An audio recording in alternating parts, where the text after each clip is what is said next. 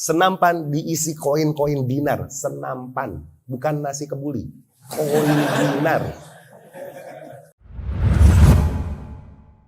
Ustadz, berikan kami mau'izah, nasihat agar kita tidak pelit untuk bersedekah.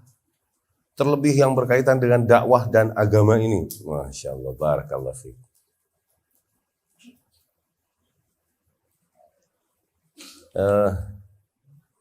Jadi pesan salaf itu dulu gitu. Ya waladi kepada anak-anaknya, ya bni, ya bunai, kun aliman. Karena kemuliaan ilmu dan kebesaran pahala dari ilmu ya, di mana ilmu nih yang akhirnya didakwahkan tentunya adalah sesuatu yang bahkan para malaikat meminta ampun bagi para penuntut ilmu, para makhluk-makhluk yang ada, bahkan paus yang ada di kedalaman lautan ikut beristighfar untuk para penuntut ilmu. Kemudian pahala yang terus mengalir setelah kita meninggal karena ilmu dan lain-lain. Nah, bagaimana kita ikut serta di dalam ilmu ini? Nah, ini pesan salaf. Ya bni, ya bunai, wahai anakku. Kun aliman, jadilah kau seorang ahli ilmu. Karena kemuliaan ilmu tadi ya. Keberuntungan ilmu tadi, oke? Okay? Jadilah kau seorang ahli ilmu. Wa illam tastati', kalau kau enggak bisa, kun muta'alliman, jadilah at least penuntut ilmu. Wa illam tastati', enggak bisa juga. Enggak bisa juga. Ahibbahuma, cintailah mereka. Yani cintai para ahli ilmu dan penuntut ilmu. Ini berbagi dengan mereka di dalam kegiatan mereka menyampaikan ilmu. Ini bentuk cinta kepada mereka. Ya, dengan itu kau mengambilkan perananmu, sumbangsihmu di dalam keilmuan. Kau mendapatkan pahala yang insya Allah sama dengan orang yang menyebarkan ilmu karena kau membantu kehidupannya. Ada akhwan, ada dua orang saudara, abang sama adik. Ini adiknya ngaji mulu sama Rasul, abangnya dagang. Kadang sampai bilang, lu dong dagang dong, gue pengen ngaji sama Rasul. Gitu. Ada begitunya tuh. Oke, aduh, gue jadi nggak ngaji deh nih. Karena apa? Seseorang mesti menghidupi keluarga mereka, jadi mesti ada yang dagang. Akhirnya nih abang datang kepada Rasul SAW, ya Rasulullah, dagang mulu nih, buat menghidupi adikku, keluargaku, keluarga kita semuanya. Adik aneh ngaji sama Rasul SAW.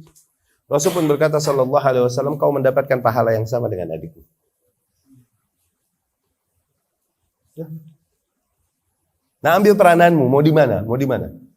Ini sekarang menuntut ilmu enggak, membiayai kegiatan keilmuan para penuntut ilmu, ahli ilmu atau kegiatan dakwah, kagak juga. Mau di sebelah mana? Mau di sebelah mana lo? Hah? Ya, belum lagi kemuliaan sedekah. Ya akhi, sedekah ini sangat efektif menjauhkan dari neraka. Sedekah. Oke? Saking efektifnya bahkan Rasul berpesan, ittaqun nar, selamatkanlah dirimu dari neraka walau bisyaqqit tamrah. Kalaupun cuma setengah sepotong korma yang kau punya, jauhkanlah dirimu dari itu. Begitu efektifnya sedekah menjauhkan dari neraka. Apalagi sedekahnya di sesuatu yang berkaitan dengan disebarkannya dakwah kepada tauhid dan sunnah, maka double begitu gak? Hah? Ya. Makanya para ahli ilmu yang kemudian Allah Subhanahu wa taala kebetulan bukakan, limpahkan nikmat-nikmat padanya, mereka ahli ilmu. Mereka tahu mana jalur pahala yang paling besar, paling gede. Allah bukakan nikmat-nikmat, Allah limpahkan nikmat padanya dan dia seorang ahli ilmu.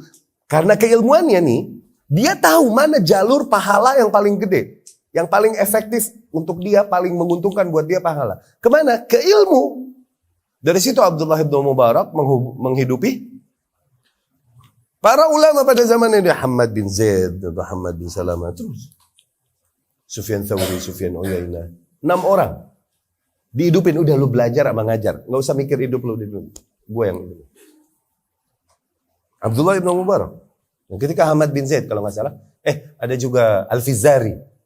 Ketika Al-Fizari dijadikan diberikan jabatan oleh pemerintah jadi qadhi di satu tempat ini, itu ditegur sama Abdullah bin Mubarak. Kok bisa-bisanya ente ngambil jabatan di pemerintahan? Aku udah hidupin kau sebisa mungkin dengan izin Allah supaya kau fokus pada menuntut ilmu dan sampaikan ilmu, tidak tersibukkan dengan ini. Langsung gak enak Fizari digituin, langsung resign dari MK. Ya qadhi ini resign. Ditegur sama Abdullah ibn Mubarak. Kenapa? Hidup lu miskin? Gak bisa. Gue penuhin. Udah. Nah, kenapa Abdullah ibn Mubarak memilih untuk menghabiskan hartanya buat mereka? Kenapa? Karena dia tahu sedekah paling gede di sebelah mana. Dan dia imam. Dia tahu sedekah paling gede sebelah mana. Ini bingung. Sekarang ini ada ikhwah-ikhwah atau akhwat-akhwat atau mak-mak nih kadang. Mengeluarkan sedekah rutin untuk apa? Untuk Jumat. Apa itu? Si Allah. Yang dikasih makan nih orang yang dia makan di rumah. Gak lapar. Mau ngapain sih lo? Maksudnya kalau orang emang cari pahala. Gak di situ. Dia spendnya gak di situ. Kenapa gak dicari kegiatan-kegiatan, fasilitas-fasilitas yang di situ? Diajarkan tauhid, disebarkan tauhid, sunnah Rasul sallallahu alaihi wasallam, dibersihkan syirik, dibersihkan bid'ah. Nah ini loh. Kenapa si Jum? Hadza an jahl, ini berangkat dari kejahilan. Bukan nggak ada pahalanya ngasih makan orang, oke lah. Oke gak? Oke, cuma ini orang bisa makan di rumahnya, nggak juga kelaparan. Kalau emang pahala, cari pahala yang paling gede. Kenapa? Imam Mesir, mafkharatu Mesir. Tuh, kebanggaan orang-orang Mesir. Siapa? Laits bin Sa'ad rahimahullah. Allah bukakan pintu-pintu kekayaan padanya luar biasa. Penghasilan tahunannya ribuan, bahkan puluhan ribu dinar. Awas, bukan dirham, dinar. Puluhan ribu dinar. Oke? Tapi nggak pernah kena kewajiban zakat. Sekalipun nggak pernah. Zakat tahu kan? Kalau hartanya kena nisab, kena dia puluhan ribu dinar per tahun, tapi nggak pernah sekalipun kena kewajiban zakat. Kenapa? Spend. Buat siapa? Buat imam-imam. Di antaranya Imam Malik paling rutin. Imam Malik, Sufyan Uyainah di Mekah, kemudian dan lain-lain. Ini tiap bulan 100 dinar dari dia. Ini rutin. Tiap bulan 100 dinar, 100 dinar. Belum bonus-bonus tengah-tengahannya. Ada seorang wanita datang kepadanya, ya Imam, inna ibni ayil, anakku sakit, wa yashtahi syai'an minal asal, dan dia pengen sedikit madu ya Imam. Ini Imam ini bisnisnya madu memang. Di antara bisnisnya, dari sektor-sektor bisnisnya madu. Ya Allah. Akhirnya nih Imam Laits bilang, kasih dia madu, dikasih begitu banyak, bederem-derem madu. Bocah sakit, butuh berapa sih madu? Pakai, sisanya jual, jadi bisnis untukmu. Tuh. Ada idkhir. Idkhir ini diantara daun-daun rempah-rempah yang biasa digunakan untuk walimah. Oke? Itu banyaknya di Mesir. Imam Malik mau nikahin putrinya. Dia nulis surat ke Imam Laits bin Sa'ad. Bro, bagi idkhir dong. Gitu. Kan sohib nih. Kadang hantam-hantaman. Ada surat menyurat bantah-bantahan antara Imam Laits sama Imam Malik. Wallah ajib kita ngikutin itu. Bantah-bantahan furu tapi. Oke? Imam Malik ngeritik begini. Dibalas lagi sama Imam Laits bin Sa'ad. Kelempang, tang, begitu loh. Nggak bisa jawab Imam Malik. Sampai Imam Syafi'i bilang, Al-Laits afqah min Malik. Emang Laits lebih jago fikihnya daripada Malik. Cuman nggak kedengeran namanya. Yang kedengeran Spider-Man.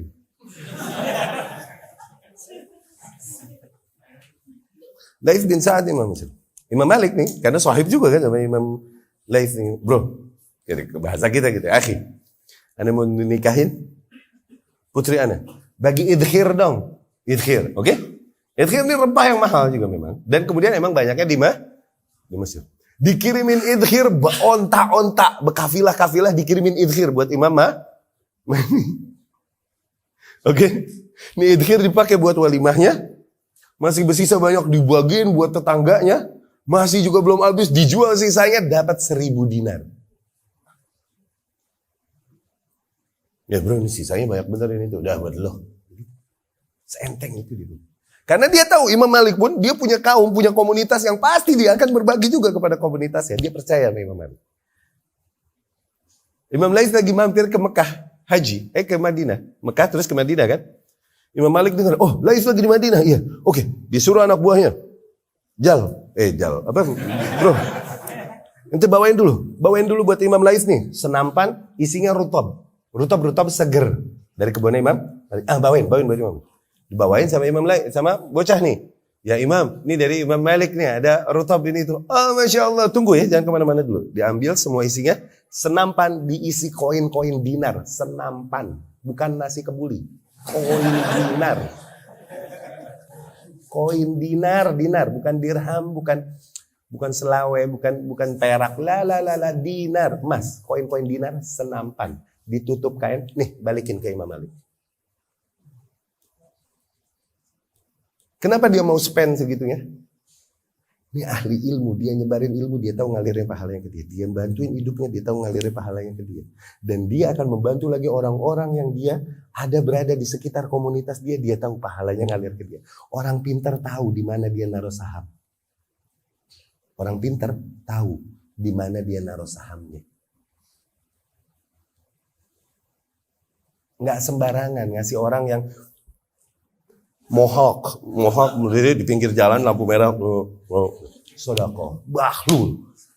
Dia sholat enggak, junub enggak tuh anak.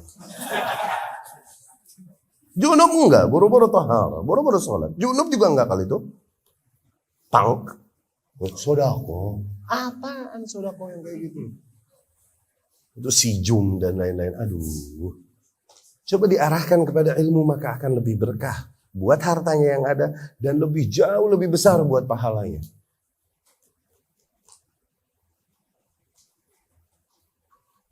Ya. Banyak contoh-contoh lain demikian ya dari para salaf rahimahumullah. Belum lagi juga para penguasa kayak Harun ar-Rasyid. Dia nggak pakai fulus Baitul Mal. Fulus dia sendiri. Tiap haji, tiap tahun dia pergi haji nih, dia kan setahun haji, setahun perang. Setahun haji, setahun perang. Harun ar-Rasyid itu gitu. Untuk charge keimanannya, ntar perang, ntar haji, ntar perang, ntar haji. Dan kalau dia haji, dia hajiin puluhan, bahkan ratusan ulama sama bininya, sama anak-anaknya. Dia biayain haji. Dia biayain dari kaumnya. Berangkat semua. Tuh. Belum lagi gaji bulanan para ulama. Digaji tuh ulama dulu, bulanan. Yang bagiin gaji, bapaknya Waqi' al-Jarrah. Kan bendahara negara. Yang bagiin gaji.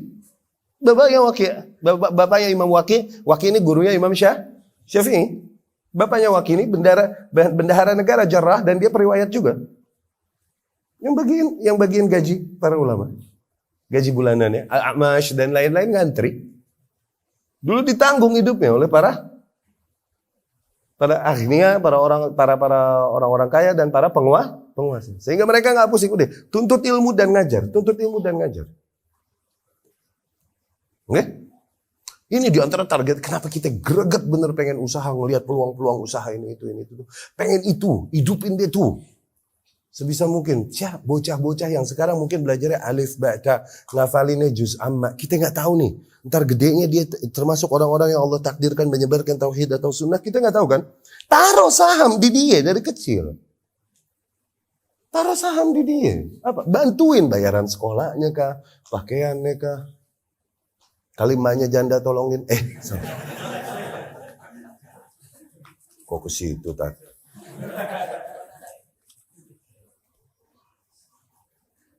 Itu ya, akhi. Orang pintar tahu di mana dia naruh saham.